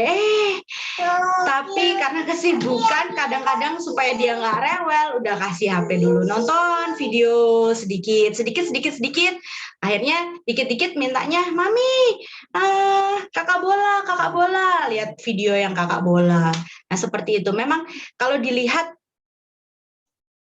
gadget maupun media sosial itu lebih banyak efek negatifnya sih. Kalau misalnya digunakan untuk yang ketika Kak Marcel melayani, itu bisa digunakan misalnya contohnya, sekarang kan WhatsApp sudah ada 8 orang ya. 8 orang. Nah, karena sekarang pandemi, kalau misalnya di Zoom kan kadang kita bisa close video ya. Jadi kita nggak tahu responnya apakah ini masih mengikuti atau tidak. Tapi kalau WhatsApp kan kita bisa langsung calling dia, video call dia. Nah, mungkin bisa pakai media WhatsApp untuk berkomunikasi. Kalau misalnya nggak bisa bertemu dengan secara langsung. Tapi secara umum saya sih lebih menyarankan media sosial ataupun teknologi ini tidak dipakai untuk apa ya, istilahnya jangan terlalu sering lah dipakai seperti itu, karena bisa bahaya kalau ada internetnya juga. Itu sih dari saya. Oke, baik. Terima kasih, Bu. Nah, ini yang saya tambahkan satu lagi pertanyaannya. Ini kita sharing bersama. Bagaimana cara kita menangani anak-anak karena melalui perkembangan gadget sehingga secara khusus mereka kecanduan katakanlah game online sehingga mereka tidak memerlukan Tuhan lagi. Karena tadi dijelaskan karakteristik anak milenial itu no gadget, no life. Nah, di sini yang saya mau tanyakan, cara kita untuk mengembalikan dia itu untuk kembali mengenal Tuhan yang pada awalnya tadi rajin ke gereja, sehingga dengan perkembangannya gadget akhirnya kecanduan dan ya katakanlah tidak membutuhkan Tuhan lagi, dan orang tua pun sudah tidak mampu lagi atau tidak bisa lagi mau membujuk atau merayunya untuk mengarahkan kembali dekat kepada Tuhan. Nah, sebagai pelayan Tuhan, langkah-langkah apa juga yang kita harus lakukan untuk menolong anak yang kecanduan gadget? Yaitu, itu aja Bu, terima kasih. Ya, terima kasih untuk pertanyaannya. Nah, berbicara tentang internet, sebenarnya saya ingin membahasnya di pertemuan selanjutnya, karena saya ada beberapa materi tentang bahayanya dari internet, game online, lalu video porno, dan lain sebagainya. Itu akan saya jelaskan di pertemuan selanjutnya. Ada contoh-contohnya juga, maksudnya otak bagian mana yang akan rusak kalau kecanduan internet, otak bagian mana yang akan rusak kalau kecanduan pornografi, dan lain sebagainya, seperti itu. Nah, tapi selama ini kalau saya menangani anak-anak yang bermasalah dengan kecanduan gadget atau kecanduan game, itu biasanya saya ajak mereka brainstorming dulu. Jadi, kenapa sih kamu mau main game? Ya, ditanya dulu. Kenapa? Intinya mau mengajak dia, mau membawa dia, memberitahu dia bahwa game itu loh sebenarnya nggak penting buat kamu. Ya, kalau kamu melakukan hal yang lain itu kan lebih penting. Jadi kita mau membawa dia supaya pikirannya terbuka dulu. Jangan nggak melulu game. Kalau misalnya dia sudah benar-benar edik, kecanduan dengan game, nah nanti saya mungkin bisa berikan yang ada gambar-gambarnya itu. Jadi biasanya saya kasih tahu sama murid saya, kalau kamu mau main game terus, ya nggak apa-apa, tapi yang rugi kamu sendiri. Nah, kalau anak-anak zaman sekarang kan, generasi Alpha, generasi Z, mereka mulai bisa berpikir, oh iya ya, kalau misalnya aku main terus, manfaatnya apa? Keuntungannya apa? Atau bahayanya apa? Mereka bisa berpikir itu kok.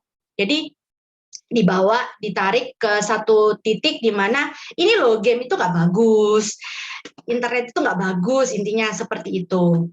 Nah, jadi diberitahu aja mungkin kalau kamu main game manfaatnya apa, terus efek negatifnya apa, seperti itu. Itu aja. Oke, terima kasih Bu. Boleh bertanya satu kali lagi? Ya. Iya, atau mungkin ada yang lain, nggak apa-apa. Setelah itu Erwin lah. Ya boleh Pak, boleh. Oh iya. Silakan. Oke, baik, terima kasih Pak. Ini satu kali. Pertanyaan selanjutnya, tadi dijelaskan oleh Bu Frena bahwa anak-anak itu lebih cenderung karena ke gadget, akhirnya kalau ditanya cita-citanya jadi YouTuber, karena memang tren-tren saat ini, apalagi YouTuber yang terkenal dan penghasilan mereka cukup, ya gitu ya, bahkan lebih, sehingga mereka mengejar karir juga, membuat konten-konten yang sesuai kemampuan mereka. Dan di samping itu juga mereka kan masih ada yang masih dalam pendidikan, sehingga mereka mengesampingkan pendidikan mereka dan mengutamakan membuat konten. Nah, itu bagaimana, apakah kita sebagai ya pendamping atau yang mendidik mereka, kita mensupport mereka tetap buat konten, atau kita lebih mengarahkan mereka untuk pendidikan mereka? Iya, terima kasih. Ya, terima kasih. Nah, kalau seperti itu, memang pendekatannya adalah sebenarnya kita ajak mereka bicara dulu. Kamu itu, menurutmu kamu sekolah, kamu belajar, itu buat apa sih? Nah, ditanya dulu. Nah, mereka supaya pikir, iya ya, kenapa ya aku sekolah? Oh ya, aku sekolah disuruh sama mama. Ya katanya sih biar pinter, tapi kok ya nilaiku ya jelek-jelek aja, nilaiku ya biasa-biasa aja. Mungkin ada yang seperti itu. Nah, tapi kita bisa, saya sih lebih suka untuk ngajak anak untuk berdiskusi ya. Jadi nggak langsung, oh nggak boleh, kamu kalau nanti kamu nggak sekolah, nanti kamu nggak pinter. Kalau kamu nggak sekolah, nanti kamu gini. Nah, enggak, dibawa aja. Kenapa kamu mau sekolah? Kenapa kamu harus sekolah? Nanti kalau kamu nggak sekolah, gimana? Yo, misalnya nggak bisa punya teman banyak, atau misalnya kamu mau jadi YouTuber kan, mau jadi vlogger kan. Nah, kalau YouTuber itu harus bisa belajar gimana caranya upload di YouTube. Nah, itu kamu harus belajar. Terus misalnya kamu belajar matematika kan sekarang, 1 tambah 1 sama dengan 2. Ya oke lah kamu hafal. Tapi sebenarnya pelajaran-pelajaran yang kamu terima di sekolah itu loh tujuannya biar kamu bisa nanti jadi misalnya jadi YouTuber. Ya, kamu misalnya nanti jadi dokter. Tujuannya itu seperti itu. Kamu belajar itu bukan hanya kamu itu mengenyam pendidikan di sekolah, bukan hanya sekedar untuk misalnya ya karena disuruh aja, tapi lebih dari itu, ada manfaat-manfaat yang lain. Masa YouTuber ditanya 1 tambah 1 nggak tahu misalnya. Masa YouTuber ditanyain kenapa matahari terbit pada pagi hari, tenggelam pada pada malam hari, nggak tahu. Nah gimana? Kadang-kadang kita bisa membawa anak atau generasi Z itu ke hal-hal yang seperti itu. Jadi dibawa dulu mereka itu kenapa sih tujuannya untuk sekolah itu apa? Kayak gitu sih, Kak. Dibawa seperti itu. Oke, baik, terima kasih Bu. Ya, silakan Erwin sekarang sudah angkat tangan. Ya, terima kasih atas kesempatannya, menarik sekali tadi topiknya. Saya manggilnya Bu Gradia aja ya. Nah, Bu, ini kan sebagai generasi milenial ya, yang nggak tahu saya sudah lewat atau belum. Terus saya kan berbicara kayak faktanya ya. Kadang-kadang itu kan Ibu Gradia kan berbicara soal bahaya gadget, tapi terkadang itu di dunia luar sana itu lebih berbahaya daripada di dunia gadget gitu. Nah, dunia milenial zaman sekarang itu prinsipnya adalah peraturan untuk dilanggar. Kalau nggak dilanggar nggak seru. Nah, seperti itu. Nah, apalagi kayak contoh kayak zaman sekarang kalau remaja gereja sebelahnya karaoke atau diskotik. Kamu jangan masuk karaoke diskotik. Kamu itu nanti itu sesat. Nanti kamu itu narkoba gini. Nah, sebagai generasi milenial, masa sih? Kan aku bisa jaga diri. Udah coba masuk sekali. Pasti keterusan. Gerejanya sepi ya gitu. Nah, seperti itu. Kadang-kadang juga di youth aja kayak pelayanan youth gitu. Belum tentu anak-anaknya baik. Padahal sebagai orang tua pun pasti bilangnya, oh anaknya saya masukkan ke youth biar pergaulannya bagus. Tapi kadang-kadang kita sebagai orang tua kan nggak memantau 24 jam. Kayak anak Bu Gradia saya dengar tadi masih kecil ya. Nah itu nanti pasti kayak di sekolah juga itu nggak tahu itu terjadi bully atau guru kan juga nggak memantau 24 jam. Nah, kadang-kadang anak kan refreshing-nya itu lewat gadget, lebih nyaman, menjadi dirinya sendiri. Nah, apakah pertanyaan saya itu, kan anak butuh refreshing, nggak selalu pendidikan yang mereka pikirkan. Nah, bagaimana cara anak itu refreshing-nya itu untuk aman gitu aja. Itu aja sih intinya, untuk aman, terus kayak bahaya itu bagaimana hindari, kayak peraturan Indonesia kan pemasukan iklannya kan dari situ pendapatannya. Nah, kalau kita ngomong salah itu ya jangan tinggal di Indonesia kalau nggak mau terima peraturannya. Nah, lucu aja sih dunia seperti itu, Bu. Nah, pertanyaannya bagaimana aman sebagai generasi milenial itu tersebut untuk ya menurut saya sih gadget juga nggak terlalu berbahaya sih, Bu, kalau penggunaannya tepat gitu aja sih. Makasih. Untuk aman aja gitu gimana? Oke. Ya, terima kasih untuk pertanyaannya ya. Mungkin saya mau menjawab dulu kenapa ya kok malah kayak ada istilahnya peraturan itu dibuat malah untuk dilanggar. Sebenarnya kalau secara psikologis otak kita ini didesain, dirancang itu tidak bisa menerima kata tidak atau jangan. Makanya kan kadang, loh anakku tak suruh, jangan pegang api. Loh malah mendekat ke api, megang api. Nah, karena memang seperti itu, otak manusia itu terdesain tidak bisa menerima kata jangan. Jadi kata tidak atau jangan. Coba saya bilang ke Bapak Ibu ya. Bapak Ibu ikuti instruksi saya ya, coba ya. Jangan pikirkan gajah pink. Coba, pasti ada yang ada di pikirannya pertama kali adalah sedikit terlewat, oh gajah pink ya. Karena memang ya seperti yang saya bilang, otak kita itu tidak bisa mencerna kata tidak atau jangan. Nah, makanya kalau berbicara tentang peraturan, tentang larangan, tentang rules, sesuatu yang harus dilakukan dan sesuatu yang tidak boleh dilakukan, kalau secara tips yang saya dapat kalau mau mengajarkan sesuatu kepada anak, misalnya ke generasi Z atau generasi Alpha, supaya mereka ikutin nih, ya sebisa mungkin jangan menggunakan kata tidak atau jangan itu. Jadi jangan nangis, jangan megang ini, nggak boleh ini, nggak boleh itu, nggak boleh ini. Nah, sebisa mungkin mengurangi kata itu dan diubah kalimatnya jadi kalimat positif. Kalau kamu pegang api, tangan kamu panas. Kalau kamu naik-naik, lompat-lompat di tempat tidur, nah bisa kegeser jatuh. Nah, berbeda dengan jangan naik di tempat tidur, jangan ini, jangan itu, jangan. Nah, mereka nggak mencerna itu, malah dilakukan. Nah, itu sekilas tentang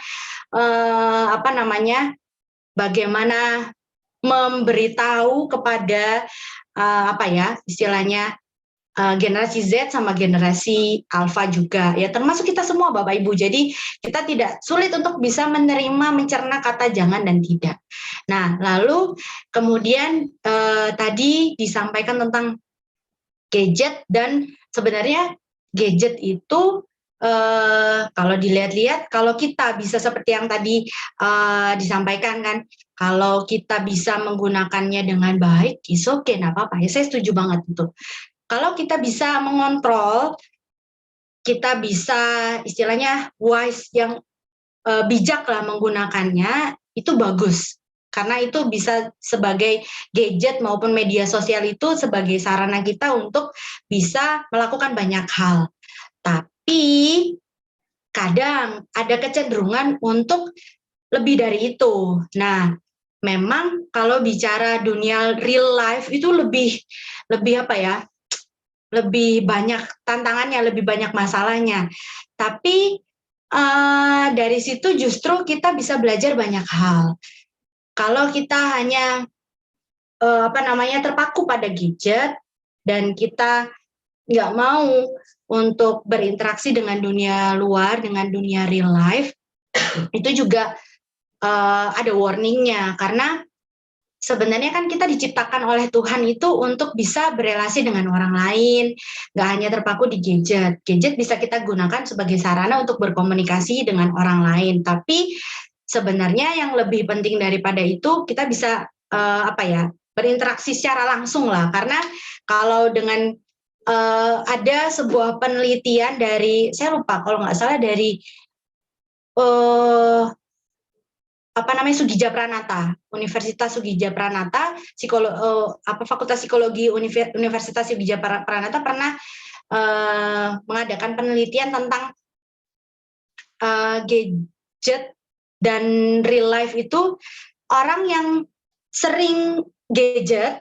Nah, mereka justru mungkin kalau di gadget di media sosial mereka aktif nyapa, halo, good morning, atau nyapa siapapun, bisa punya teman banyak. Tapi ketika dia bertemu langsung dengan orang secara real life, kemampuan bersosialisasinya menjadi kurang. Nah, itu yang sangat berbahaya karena kita kan nggak selamanya di gadget terus.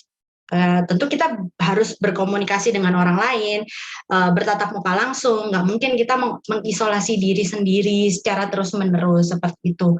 Nah, kalau kita bisa wise menggunakan gadget itu baik sekali. Nah, tapi ada kecenderungan. Contoh saya pribadi mengalami, saya dan suami.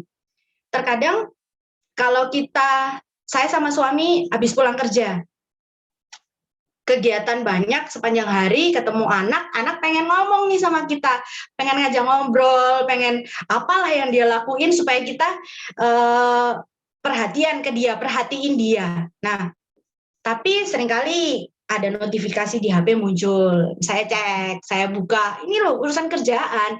Nah, suami saya juga seperti itu, jadi kadang-kadang kami sibuk sendiri dengan gadget, jadi kurang memperhatikan anak. Nah, sebenarnya anak itu kan butuh untuk eye to eye contact. Nah, itu sangat penting. Lalu skin to skin, sentuhan fisik untuk anak. Itu sangat penting sekali untuk bangun bonding antara orang tua dengan anak, ya. Nah, tapi makin ke sini karena teknologi makin canggih, ya, akhirnya itu mulai bergeser. Orang tua kadang kalau anaknya udah bisa HP-an ya komunikasinya lewat gadget, nggak eye to eye, nggak face to face begitu. Kamu udah makan? Nah, padahal samping-sampingan. Kamu mau makan apa? Padahal di restoran ya duduknya bersebelahan, seperti itu. Itu yang memang bahayanya gadget. Tapi sekali lagi seperti yang tadi dibilang, kalau kita bisa wise menggunakannya, ya itu nggak apa-apa.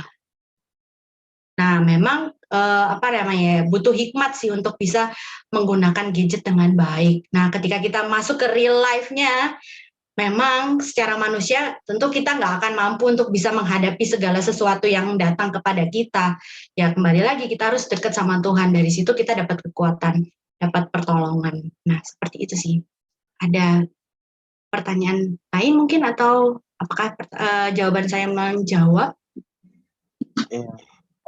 Untuk yang kata larangan tadi kan untuk bilang ke anak itu kan cuma kayak sebuah teori gitu kan, tapi belum menjamin bahwa anak itu tidak akan melakukannya. Ya. Nah, apakah kayak ada kayak praktek misalnya kadang-kadang itu ada teman saya yang berkeluarga itu juga dia tuh perokok, terus bilang sama anaknya jangan merokok, nanti kamu sakit. Tuh, anak kan bilang, kan ayahku ngerokok. Lah kenapa kok bilang jangan ngerokok kepada saya? Ngapain coba? Ayah kan sehat buktinya, masih hidup. Nah, terus saya langsung berpikir, terus kok itu aneh ya gitu. Terus habis itu saya tanya ke teman saya, resolusimu gimana biar anakmu nggak ngerokok? Ya kasih rokok aja biar kapok gitu. Wih, ngeri loh. Terus wah, masa nggak ada solusi sih untuk biar anak itu tahu gitu loh, kayak narkoba, jangan itu. Tapi buktinya banyak yang itu, terus kasus narkoba, terus banyak yang yang masih sehat, masih hidup gitu, terus kenapa gitu loh nggak boleh. Terus katanya enak, kalau yang pecandu narkoba biasanya ngomong enak loh, gini pasti kan anak pasti ikut gitu loh. Nah, jadi kalau cuma sekedar teori sih menurut saya sih nggak worth it gitu aja. Oke, iya, terima kasih. Nah, memang kalau seperti yang tadi temennya Erwin sampaikan ya, oh ya tak kasih aja rokoknya. Nah, memang sebenarnya kalau tipe gaya pola pengasuhan itu kan berbeda-beda. Yang ekstrim itu menurut saya yang seperti itu, yang ya udah dicobain aja ya biar tahu. Nah kalau udah tahu kan dia yang mutusin sendiri apakah dia mau tetap lakuin itu atau tidak. Itu yang ekstrim sih menurut saya. Tapi kalau pendekatannya misalnya nggak boleh merokok, nggak boleh narkoba, memang banyak faktor yang bisa mempengaruhi, yang bisa menolong supaya si anak ini nggak terjerumus ke sana. Pasti ada tindakan pencegahan dong. Nah, pencegahannya adalah apa? Bagaimana orang tua ini bisa kasih contoh yang baik buat anaknya, itu satu penting. Lalu seperti yang tadi saya bilang, kalau anak-anak zaman sekarang kan mereka memang banyak sekali terpengaruh dari media sosial, dari gadget. Apa yang mereka lihat, apa yang mereka baca itu sangat mempengaruhi mereka. Nah, banyak hal yang bisa dilakukan untuk pencegahan dari orang tua tentunya. Kalau hubungan antara orang tua dan anak baik, otomatis anak kan merasa, oh aku disayang sama papa sama mama nih. Nah, kalau papa mama sayang sama aku, berarti papa mama peduli dong sama aku. Nah, jadi kalau anak bisa menangkap orang tuanya ini care, peduli sama dia, otomatis untuk ngasih taunya ini lebih gampang, lebih enak. Jangan begini, atau misalnya yang baik itu seperti ini, yang tidak boleh itu seperti ini. Itu kan tindakan-tindakan preventif.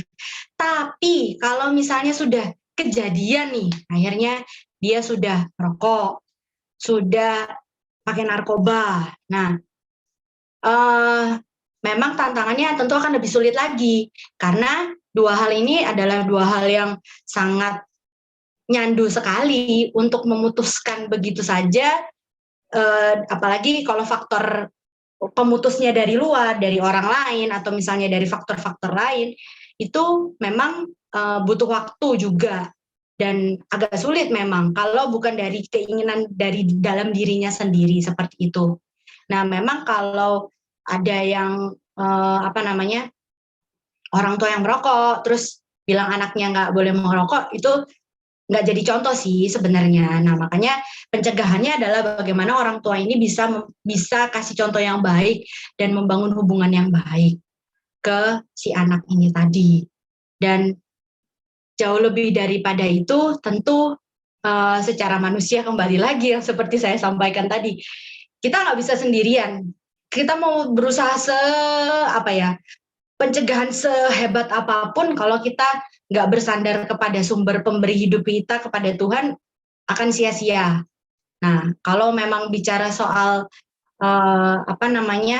teknisnya, lalu kenyataannya, ya kita kembali lagi bagaimana kita menyikapinya bersama dengan Tuhan, kayak gitu sih. Oh, ini ada message ya.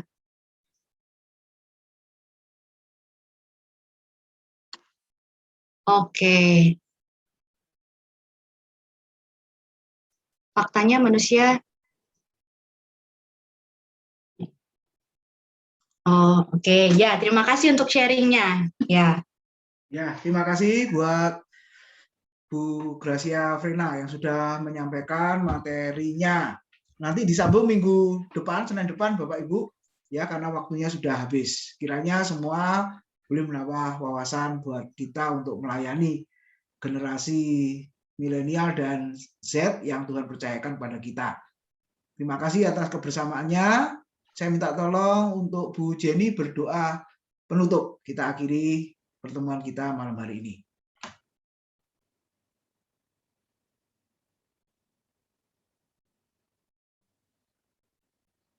Ya, Bu Jen.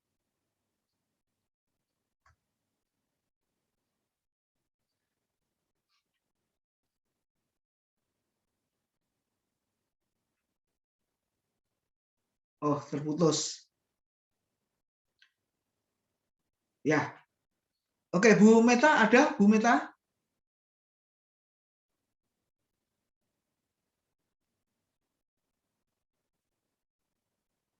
Halo? Ya, Bu Meta berdoa, Iya, Pak. Bu. Ya, silakan.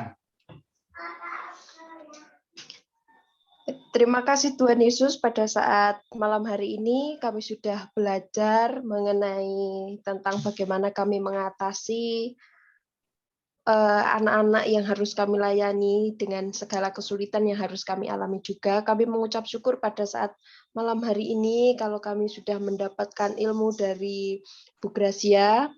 Biarlah ilmu ini juga boleh kami pakai untuk kepentingan pelayanan kami. Demikian juga Engkau berkati kami semua yang sudah ada dalam kelas ini. Sekiranya kami juga dapat kembali lagi berkumpul kembali dalam kelas Senin yang akan datang. Terima kasih Tuhan Yesus, kami bersyukur kepadamu, berkati kami semua. Dalam nama Tuhan Yesus kami berdoa dan mengucap syukur. Haleluya. Amin.